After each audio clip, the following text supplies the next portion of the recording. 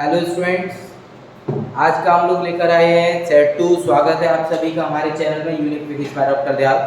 और आज सेट 2 में स्टार्ट करेंगे हम लोग एनडीए के क्वेश्चंस। एनडीए के लिए जो क्वेश्चंस हैं 25 क्वेश्चन का हमने सेट लिया हुआ है। इसमें देखिए क्वेश्चन नंबर 1 से स्टार्ट करते हैं। हमने कल भी लास्ट क्वेश्चन डिस्कस किया था सरफेस टेंशन का रिगार्डिंग। तो जिसमें क्वेश्चन है आपका कि कपड़ों को साफ करने में साबुन सहायक होता है। तो इसका जो आंसर होगा साबुन के रसायनों में परिवर्तन हो जाता है या विलयन का प्रस्थाना बढ़ा देता है। तो इसका करेक्ट आंसर क्या होगा आपका डी। तो यह विलयन का प्रस्थाना क्या कर देता है, कम कर देता है। It lowers the surface tension of the solution.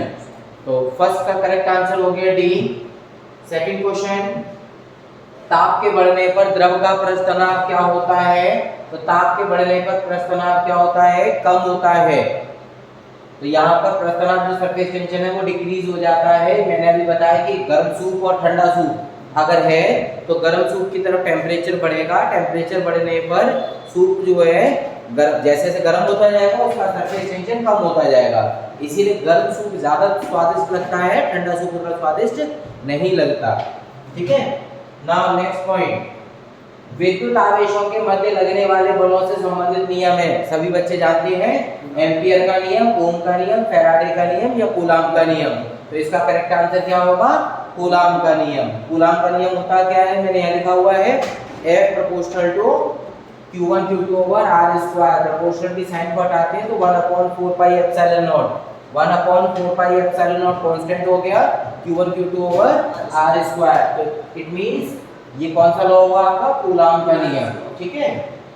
फिर नेक्स्ट क्वेश्चन पर अगर आगे बढ़ते हैं तो एक विद्युत आवेश Q1 Q2 पर बल आरोपित करता है। यदि एक तृतीय बल Q3 लाया जाए तो उस पर क्या फर्क पड़ेगा। तो दोनों आवेशों में Q1 Q2 के पास जब हम तीसरा कोई आवेश लेकर आते हैं तो पहले दोनों के बीच में लगने वाले बल पर कोई फर्क नहीं पड़ता। ठीक है। तो दोनों के बीच में कोई भी वहां पर फर्क नहीं पड़ेगा, वो कैसे रहेंगे आपके, अपरिवर्तित रहेंगे।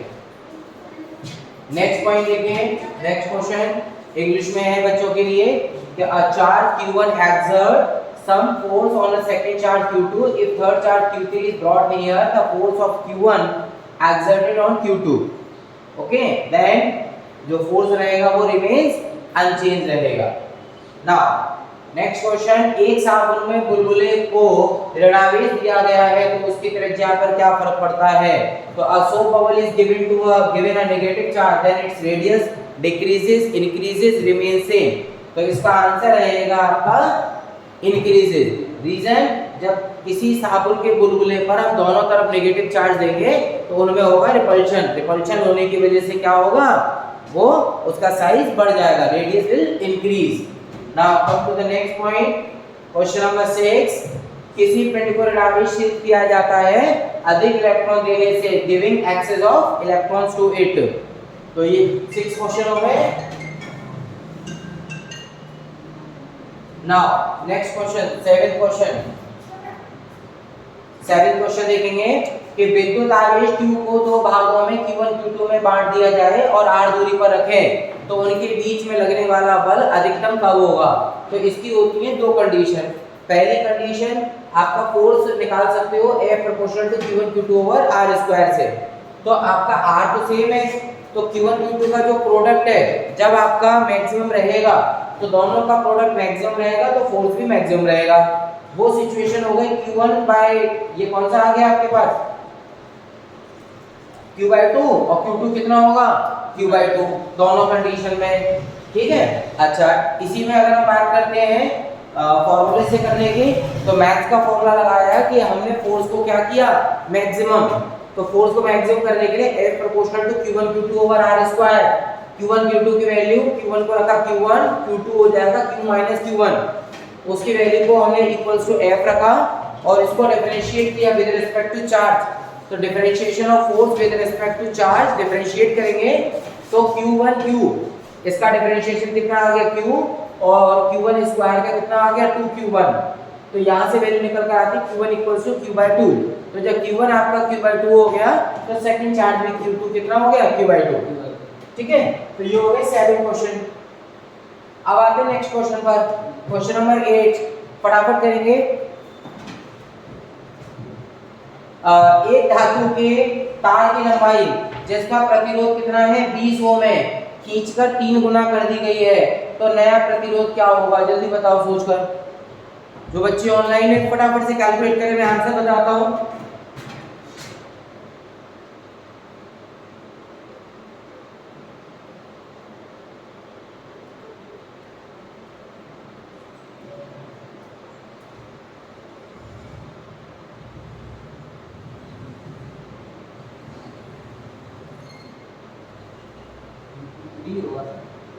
कितना? बिल्कुल ठीक है, क्योंकि इसमें क्या है, जब 3 गुना कर देते हैं तो आपको याद रखना है कॉन्सेप्ट कि जो न्यू रेजिस्टेंस होता है वो n स्क्वायर गुना होता है किसके? पुराने वाले रेजिस्टेंस के। जब हम इसको कितना कर रहे हैं, खींचकर 3 गुना, 3 times the resistance of a wire is 20 ohm, it is so stretch that the length become 3 times. तो जब उसकी लेंथ को 3 टाइम्स कर देंगे then the new resistance of the wire will be, तो न्यू रेजिस्टेंस कितना हो जाएगा? 3 का स्क्वायर हो जाएगा भाई 9, पुराना वाला रेजिस्टेंस कितना था 20, तो 9 into 20 सब जानते हैं कितना हो गया 180 ohm. So D is the correct option. Now next, अनोमिक प्रतिरोध का उदाहरण क्या है? अनोमिक और ओमिक पता है पहले?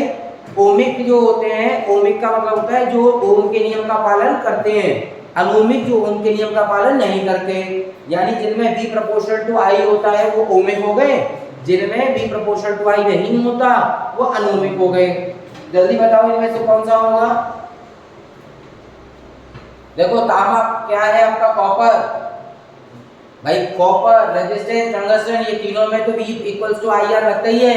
आपका जो सेमीकंडक्टर चले जाते हैं, सेमीकंडक्टर में पोटेंशियल डायरेक्टली प्रोपोर्शनल करंट के नहीं होता, जो V प्रोपोर्शनल टू I होता है वहां पर क्या आता है, फॉरवर्ड वाइज में लगाओगे वो पढ़ा दूंगा थोड़ा सा। अगर जब अगर अभिनत में लगाते हैं फॉरवर्ड वाइज में तो ग्राफ चलता है ऐसे, और रिवर्स में चलते हैं तो ऐसे करके चलता है, फॉरवर्ड और रिवर्स का। तो V और I यहाँ पर डायरेक्टली प्रोपोर्शनल नहीं होता, पहले ये ऐसे धीरे धीरे बढ़ता है फिर एकदम से बढ़ता है, शूट अप करता है, जिसको नी वोल्टेज कहते हैं। तो अग्र अभिनत, ये पश्च अभिनत, तो ये किस में आया आपका? डायोड में, पीएन जंक्शन डायोड सेमीकंडक्टर का होता है, वो ओम के नियम का पालन नहीं करते। नाउ नेक्स्ट क्वेश्चन, एक चालक में 4 कूलम आगे 2 सेकंड में प्रवाहित होता है, धारा का मान क्या होगा? बहुत सिंपल, जल्दी कैलकुलेट करो। फॉर्मूला क्या लगाएंगे? I = Q/T। चार्ज कितना? 4 कूलम, टाइम कितना? 2 सेकंड, डिवाइड कर दो भाई, इससे सिंपल क्वेश्चन क्या आएगा? 2 एम्पियर। अब बहुत से बच्चे क्या करेंगे, सॉल्व करके 2 वोल्ट लगा देगा, कोई जल्दबाजी में, जल्दी नहीं करना है, आराम से तसल्ली से। तो इसका आंसर कितना आ गया? 2 एम्पियर। नेक्स्ट क्वेश्चन, एक 4 ओम धातु की तार के प्रतिरोध को मध्य बिंदु पर 180 डिग्री के कोण पर मोड़ा गया है। एक 4 ओम धातु के तार को समझ लो कैसे मोड़ा गया?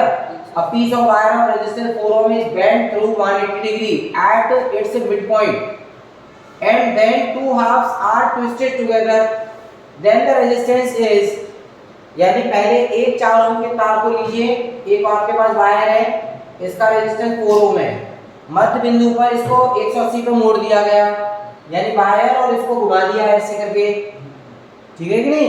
तो आधे वायर का 4 ओम है तो इसका कितना होगा? 2 और 2 हो जाएगा, तो इसका 2 हो गया, इसका 2 हो गया, इन दोनों को ट्विस्ट कर दिया यहाँ से। अब ये दोनों वायर खुद के साथ कैसे हो गए? सीरीज में, पैरेलल में? पैरेलल में हो गए। पैरेलल में फॉर्मूला क्या होता है? 1/r = 1/r+1/r2। तो सॉल्व कर दो, क्या आ गया? 1/2 + 1/2, 2/2, इट मींस 1 आ गया भाई, तो आंसर आ गया 1 ओम। सिंपल समझ में आया? टोटल वायर था जैसे ये है 4 ओम का, इसको हमने बीच में से मोड़ दिया, काटना नहीं है, मोड़ दिया, तो आधे का 2 होगा, आधे का 2 होगा, हमने उसको ट्विस्ट कर दिया, ट्विस्ट करके उसको यहाँ से ऐड दिया, तो वो दोनों पैरेलल में लग गए। पैरेलल में लगे तो पैरेलल में लगने से आंसर कितना आ गया आपका? 1 ओम। ठीक,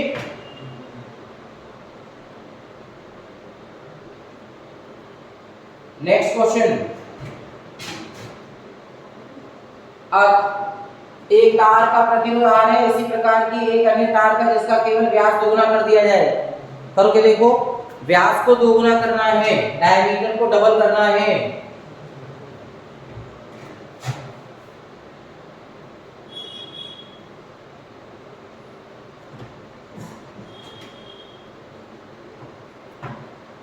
फर्स्ट ही होगा। फर्स्ट कैसे? सर जो रेडियस है उसका दोगुना करना है।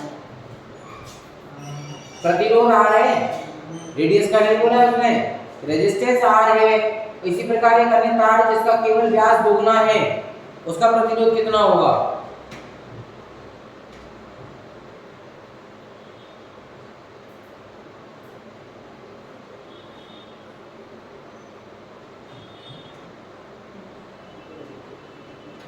इसका रिलेशन पता है? जैसे लंबाई बढ़ाने पर तो बताया मैंने कि n स्क्वायर गुना हो जाता है, इसमें क्या होता है n स्क्वायर गुना से घट जाता है। आपका जो रेजिस्टेंस होता है r डैश को कितना होगा? r by n square. तो n स्क्वायर डबल कर दोगे तो 2 का स्क्वायर 4 हो जाएगा, तो 1/4 ऑफ r। तो 1/4 का मतलब ये क्या वैल्यू आ जाएगी? 0.25 आ जाएगी कि नहीं? तो बी ऑप्शन होगा इसका। इसको तुम रेजिस्टेंस रेडियस समझोगे तो गलत कर बैठोगे। r प्रतिरोध है, उसको डायमीटर को हमने क्या किया? डबल। डायमीटर को डबल करने से डायमीटर को डबल कर रहे हैं तो रेडियस भी डबल हो रही है, तो जो रेडियस का स्क्वायर होता है उसका इनवर्सली प्रोपोर्शनल होता है सीधे सीधे।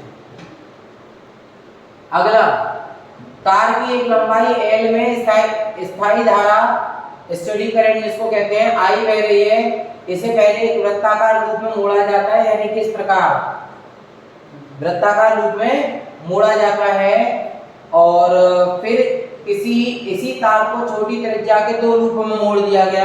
पहले एक लूप बनाया है, अगर इसकी रेडियस r है तो अब आपने क्या किया? इसके दो लूप बना दिए, ठीक है। अब इसमें क्या दिया है? मोड़ दिया जाता है, इसमें से उतनी धारा प्रवाहित कर रहे हैं, तो केंद्र में चुंबकीय क्षेत्र कितना होगा?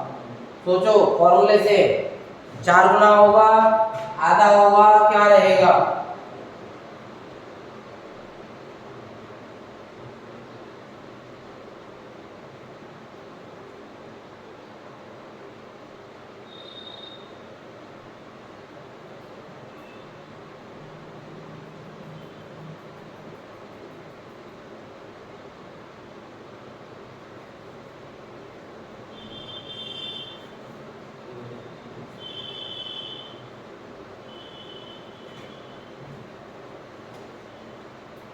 किया है ऐसा क्वेश्चन? ये सब वो 12th का नहीं? हाँ, नहीं किया? चलो मैं बता रहा हूँ, कोई बात नहीं। ये देखो, इसमें सबसे पहले ये देखो किस किस पे वो डिपेंड करती है। एक तो रेडियस को बढ़ा दिया, चक्कर बढ़ा दिए, तो पहले वाले में आपने जैसे यहाँ पर मैं बात करता हूँ, देखो ध्यान से, ये मैंने लिया सर्किल। पहले आपके पास एक सर्किल था, अब आपने क्या किया? इसकी रेडियस तो कितनी थी? r। अब आपने ऐसे दो सर्किल बनाए, एक सर्किल और एक सर्किल और बनाया, दो सर्किल बनाए। अब ये जो दो सर्किल बनेंगे तो जो मैग्नेटिक फील्ड होता है वो किस किस पे डिपेंड करता है? आपका मैग्नेटिक फील्ड डिपेंड करता है आपका number of turns divide by radius. तो अब आप फॉर्मूले से देख सकते हो क्या कि अगर मैं v1/v2 निकालूं तो क्या आएगा? ये n1/n2 आएगा, और r जो है वो r2 ऊपर आएगा, नीचे r1 आएगा। अब ध्यान से देखो, पहले फेरे कितने थे? फेरे एक, बाद में कितने हो गए? दो। रेडियस पहले कितनी थी? r1 कितनी थी? r, मान लेते हैं r, तो r2 कितनी हो गई? आधी हो जाएगी, तो आधी r/2, r से r कट जाएगा, क्या आएगा भाई? 2 और 2 1/4 आ गया कि नहीं? v1/v2, तो यहाँ से v2 की वैल्यू क्या आ जाएगी? 4v1, 4 गुना हो जाएगी। जब भी ऐसा क्वेश्चन आए तो ध्यान रखना, आप शॉर्टकट सुनो कि नया जो मैग्नेटिक फील्ड होगा वो n स्क्वायर गुना होता है पहले वाले मैग्नेटिक फील्ड के। अगर गोले को 2 बार गुना दिया गया है तो n का स्क्वायर कर देना डायरेक्ट, तो यानी 2 का स्क्वायर आ जाएगा 4। अगर उसके 3 गोले बना दिए जाएं तो 3 का स्क्वायर 9 कर देना, क्योंकि जितना रेडियस कम होगा उतने फेरे बढ़ जाएंगे, दोनों का मल्टीप्लाई करके n स्क्वायर आएगा। सिंपल सा लॉजिक है, समझ गए? एक गोला है उसे डबल गोला बनाया तो n स्क्वायर करके 4, 3 गोले बनाए तो 3 स्क्वायर कर दिए, 4 गोले बनाए तो 4 स्क्वायर। बहुत सिंपल है, ठीक। फॉर्मूला लिख लो।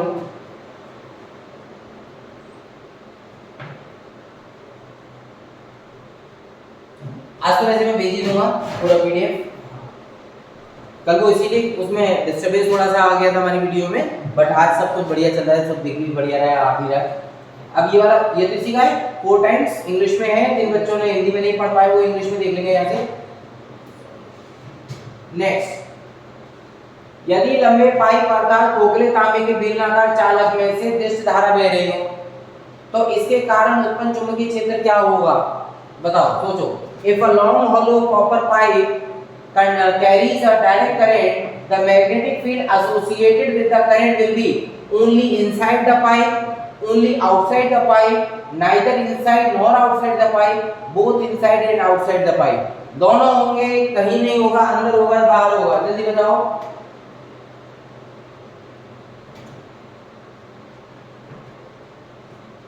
खोखले बेलनाकार की बात की गई है, बाहर होगा सर। बिल्कुल ठीक है, केवल पाइप के बाहर होता है, बिल्कुल ठीक है, करेक्ट आंसर है इसका भाई बी, है ना, ओनली आउटसाइड द पाइप, बिल्कुल ठीक है।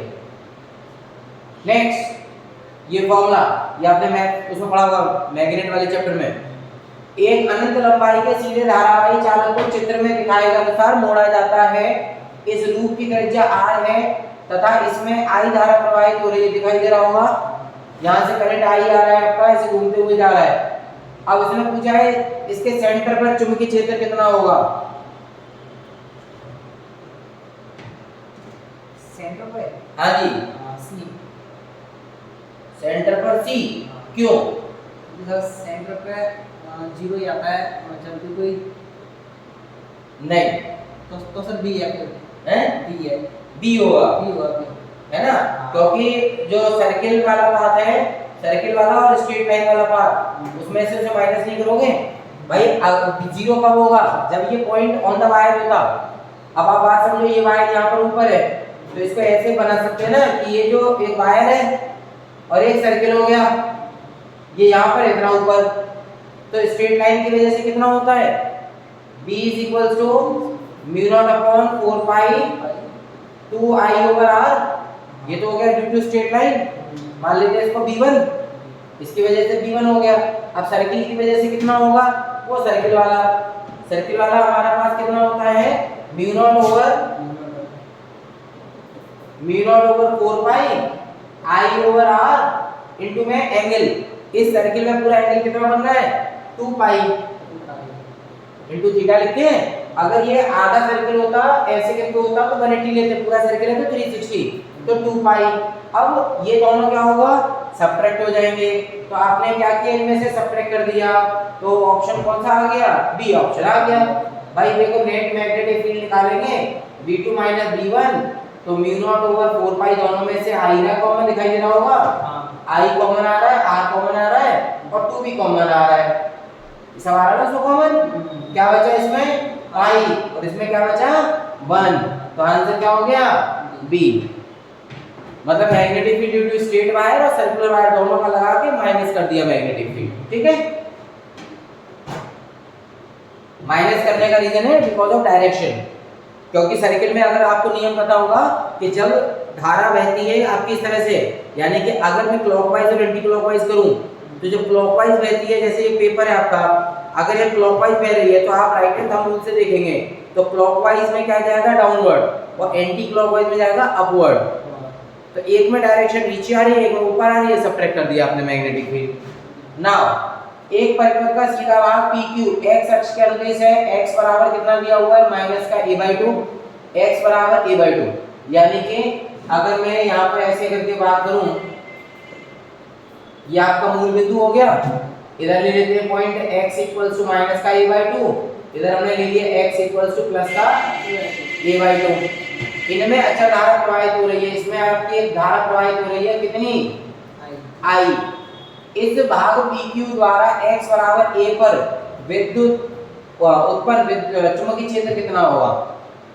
यानी माइनस का a/2 प्लस के a/2 इनके बीच में बाहर रखा है, और प्लस के a/2 पर चुंबकीय क्षेत्र कितना होगा? यानी कि यहाँ पर, और आगे बढ़ाएंगे, इस पॉइंट पर आपको फाइंड करना है x बराबर a पर चुंबकीय क्षेत्र कितना होगा। मतलब ये बताना है डायरेक्टली प्रोपोर्शनल इनवर्सली, ये उसी से हो जाएगा फॉर्मूले से कितना आना चाहिए?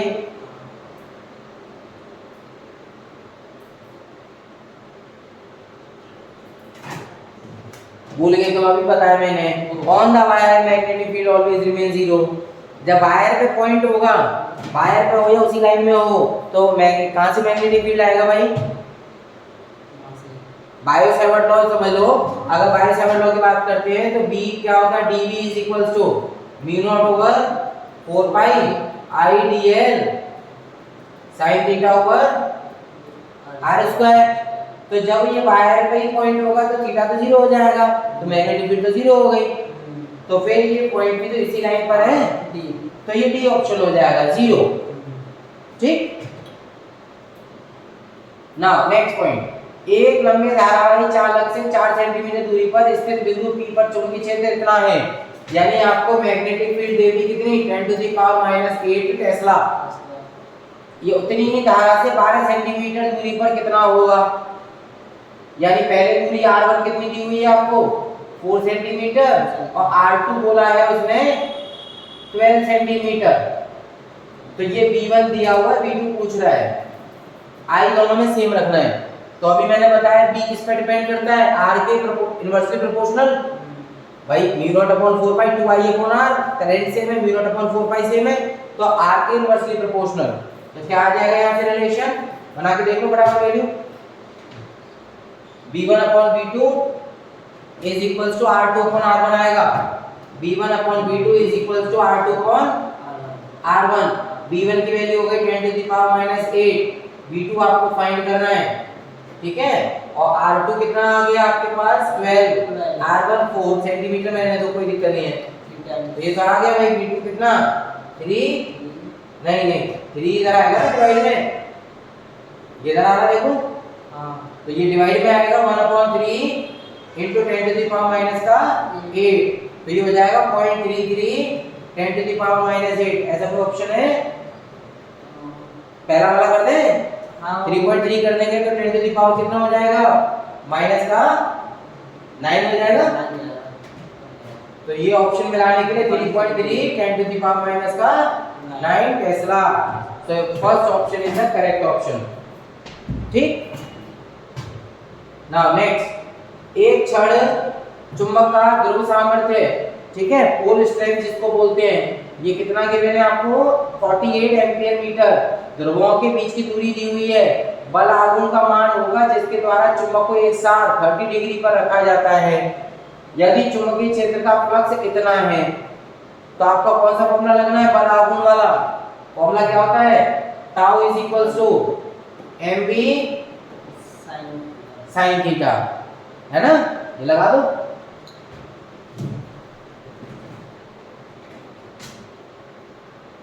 जैसे कि इलेक्ट्रिक वाले में पढ़ते हैं क्या? PE sin theta, MB sin theta, M direct given है कितना? 48, वैल्यू पुट करके चलो। M की वैल्यू 48 हो गई।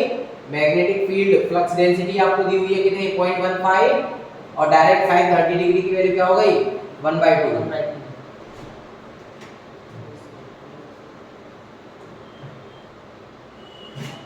अच्छा, ये कैपिटल M नहीं गिवन है, ध्रुव सामर्थ्य गिवन है, पहले कैपिटल M निकालना पड़ेगा भाई।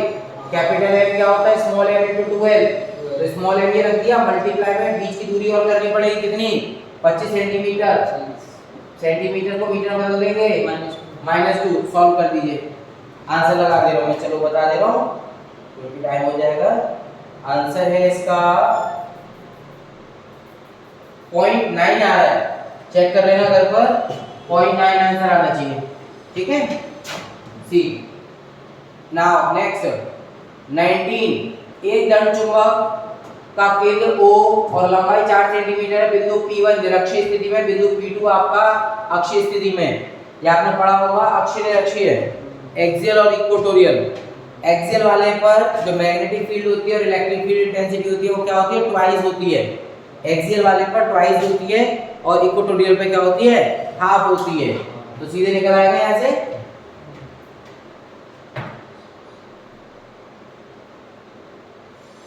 तो डायरेक्ट हो गया ना इसका रेशियो। H1/H2 कितना आ गया? 1:2। अगला थ्योरी का क्वेश्चन है, पढ़ के समझो, बताओ। सभी बच्चे ऑनलाइन वाले भी जल्दी पढ़ेंगे, इसको समझेंगे। क्या दिया हुआ है? दंड चुंबक के लिए चुंबकीय प्रेरण बल रेखाएं उत्तरी ध्रुव से निकलती हैं, दंड चुंबक बार मैग्नेट बोलते हैं, उत्तरी ध्रुव से निकलती हैं, दक्षिणी ध्रुव पर समाप्त होती हैं। दंड चुंबक के भीतर और बाहर सतत रहती हैं, उसके केंद्र से वृत्तीय पथ पर निकलती हैं, उत्तरी ध्रुव से केवल उत्सर्जित होती है, जैसे प्रकाश बल्ब से प्रकाश किरणें।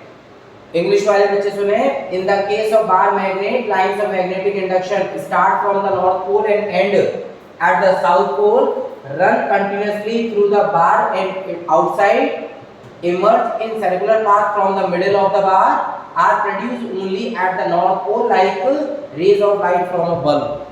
Just think and give your answer.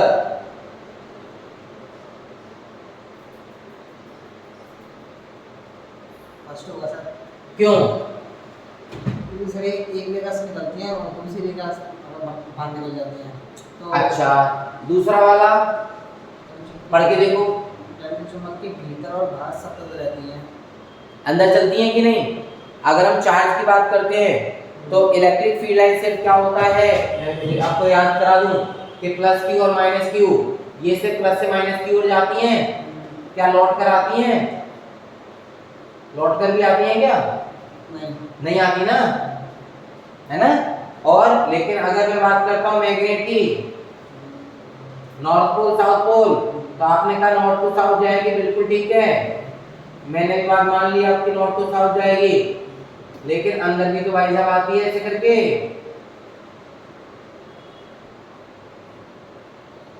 South to north, तो कंटिन्यूअस कर्व वो बोलते हैं मैग्नेटिक फील्ड लाइन को, सतत वक्र बनाती हैं। तो ये क्या हो गया? बी ऑप्शन होगा इसका, ठीक है? चलिए यहाँ तक समझ में आ गया। नेक्स्ट क्वेश्चन पर बढ़ते हैं आगे, 3-4 और रह गए। डायग्राम देख के बताना भाई, जल्दी से देखिए, पढ़िए क्वेश्चन को पूरा रीड करिए। कोई एक समान चुंबकीय क्षेत्र कागज के तल में बाईं ओर से दाईं ओर की दिशा में विद्यमान है। जब मुलायम लोहे के किसी दंड को चुंबकीय क्षेत्र के समांतर रखा जाता है तो उससे निकलने वाली बल रेखाओं को किस चित्र के द्वारा प्रदर्शित कर सकते हैं? ए, बी, सी या डी? जल्दी सोच के आंसर बताओ।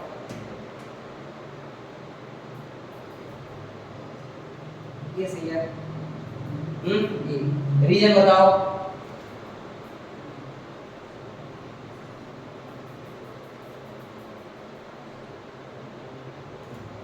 देखिए क्या रखा गया है यहाँ पर, ये बात समझो, मुलायम लोहे की छड़, आंसर यहाँ छिपा हुआ है, ये आपको लिखा हुआ है सॉफ्ट आयरन। सॉफ्ट आयरन का मतलब, सॉफ्ट आयरन क्या होता है? मैग्नेटिक परमिटिविटी ज्यादा होती है कम होती है? मतलब चुंबकीय जो उसमें से बल रेखा गुजरेगी ज्यादा गुजरनी चाहिए कम गुजरनी चाहिए? ज्यादा। फिर तुमने आंसर सही बताया ना, तो फिर बी नहीं लगाओगे भाई। इसमें देखो ऊपर से जा रही है, इसमें ऐसे डाइवर्ट दिख रही है, इसमें इधर जा रही है, इसमें सारी लाइन जा रही है ना, सारी लाइन इधर की तरफ मुड़ गई। बात समझ रहे हो? इधर से आ रही है, इधर से होके जा रही है, इधर से निकल रही है, मतलब कहीं से भी आ रही है वो उसमें से होके जरूर जा रही है। तो सॉफ्ट आयरन वाला बी ऑप्शन होगा ना। रीजन पता है, आंसर गलत बता रहे थे। अगला, दो छोटे चुंबक जिनका अक्ष क्षैतिज और चुंबकीय यामांतर के लंबवत है, उनके केंद्र से चुंबकीय सुई के क्रम से 40 सेंटीमीटर और 50 सेंटीमीटर पश्चिम में है। यदि सुई से कोई विक्षेप नहीं होता है तो चुंबकीय आघूर्णों का अनुपात M1/M2 क्या होगा?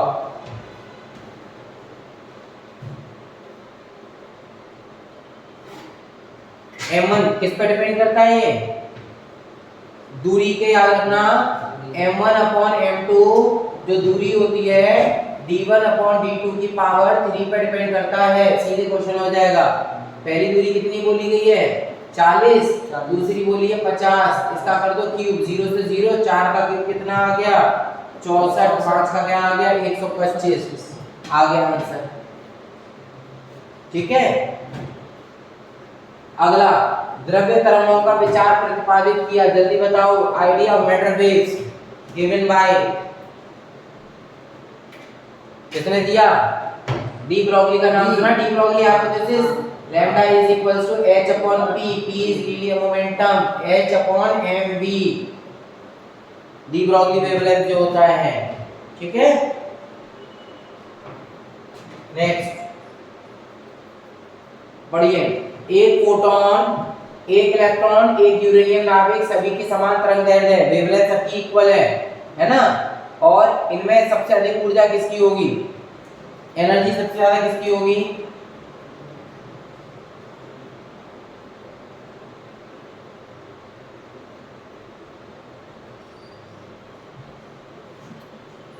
फोटोन की होगी सर। किस पे, क्यों? क्योंकि सर ये फॉर्मूले के वो होता ना वो E बराबर h v स्क्वायर होता है। हाँ ठीक है। तो सर उसमें वो होती है काइनेटिक एनर्जी। हाँ तो सीधी सी बात है कि एनर्जी जो होती है वो किसके, मास के क्या आती है, इनवर्सली प्रोपोर्शनल, है ना। यहाँ पर क्या पूछ रहा है इसमें, मास सबसे कम किसका होगा, फोटोन का। फोटोन का मास सबसे कम हो गया तो एनर्जी सबसे ज्यादा हो गई, बिल्कुल ठीक है ना।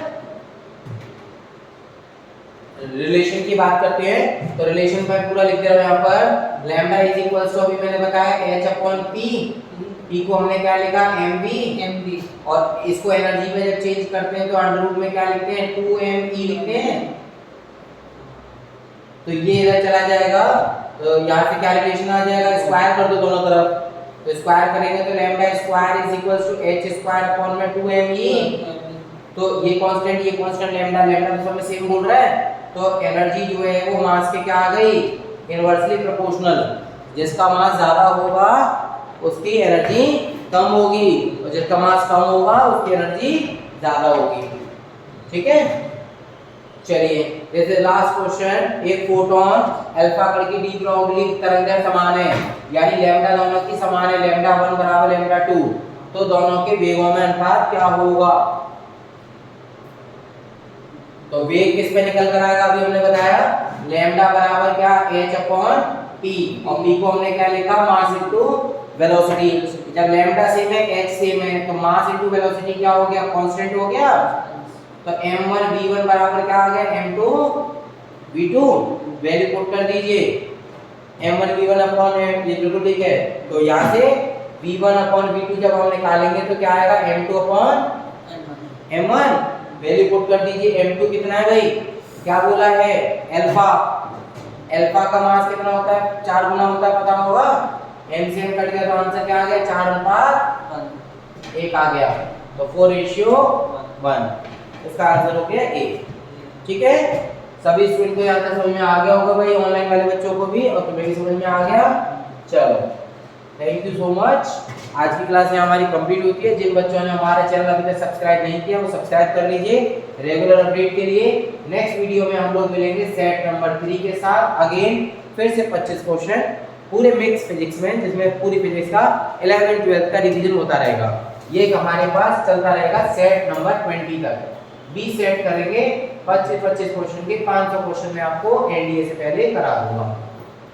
तो सभी बच्चे ऑनलाइन जुड़े रहे, ऑफलाइन जो पढ़ रहे हैं ऑफलाइन, ऑनलाइन जो जुड़ रहे हैं ऑनलाइन, और इसको कनेक्ट करें, ठीक है। Thank you so much.